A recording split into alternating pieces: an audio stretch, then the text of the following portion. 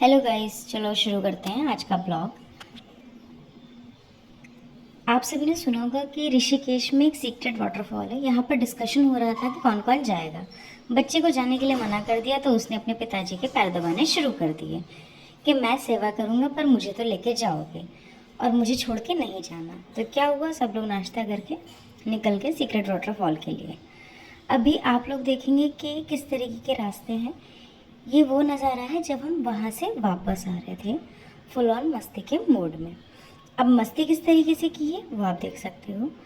Full on नज़ारे पूरी family के वाटरफॉल में, कभी इधर कभी उधर, कोई किसी को गिराता हुआ, कोई किसी को गिराता हुआ और कोई संभलता हुआ। इसके बाद हम आप देखना कि ये वापसी आते हुए हमारे रास्ते हैं।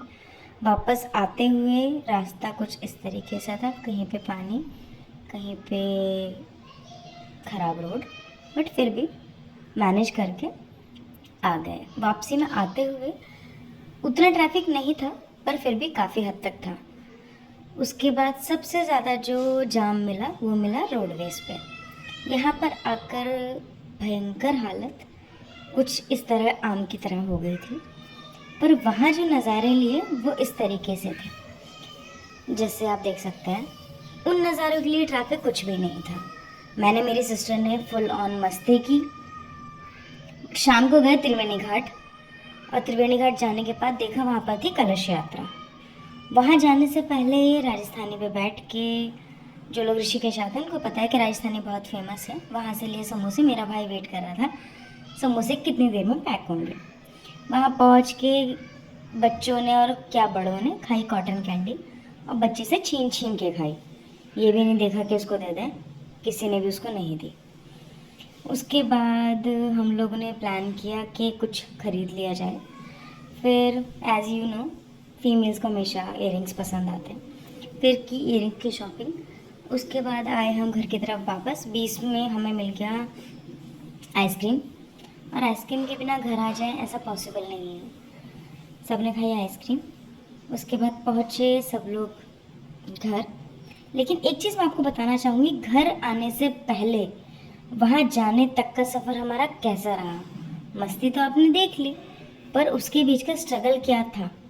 अब आप लोग खुद ये देखिए कि जो लोग पैदल जा रहे हैं, कितनी धूप, जो लोग स्कूटी पे थे, स्पेशली उनके हाथ पैर ऐसे हो रहे थे कि जैसे उन लोगों को भट्टी में डाला हुआ है, क्योंकि अराउंड 44-45 डिग्री टेम्परेचर था।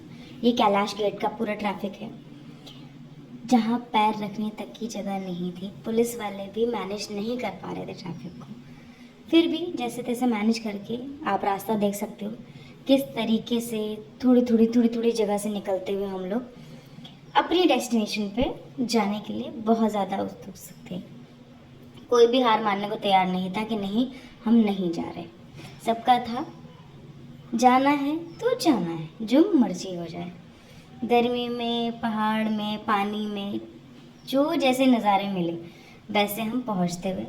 अब आप देखिए, एक गाड़ी हमारी ये, एक पे 3, एक पे 2, हमें खुद नहीं पता कैसे मैनेज होके हम गए हैं, पर हाँ एंड में हम पहुंच गए हैं। सबसे पहुंच के हमें सबसे पहले मिला ये नज़ारा, जिसमें हमारी आधी थकान तो ख़त्म हो गई।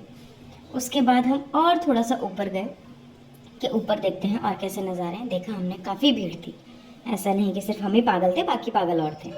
फिर हमें ये नज़ारे और मिले वहाँ पर, तब जाके थोड़ा दिल में सुकून आया कि हाँ, देखते ही पूरी फैमिली मेरी कूद पड़ी पानी में।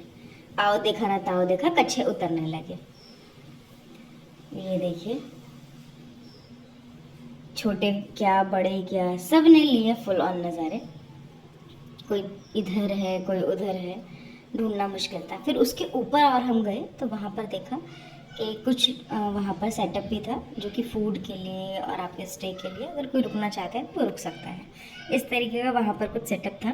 हम लोगों ने ज़्यादा कुछ तो एक्सप्लोर नहीं किया, बट हाँ बच्चों ने थोड़ा बहुत कुछ कुछ यहाँ पे खाया। नहाने के बाद हमारा छोटा बच्चा, ठंड महसूस होने लगी थी, टॉवल लेके बैठ गया, और बड़े सब बिजी हो गए फ़ोटो सेशन में। कोई इधर फ़ोटो खींच रहा है, कोई इधर फ़ोटो खींच रहा है, और सब अपनी मस्ती में मस्त है। Thanks for watching.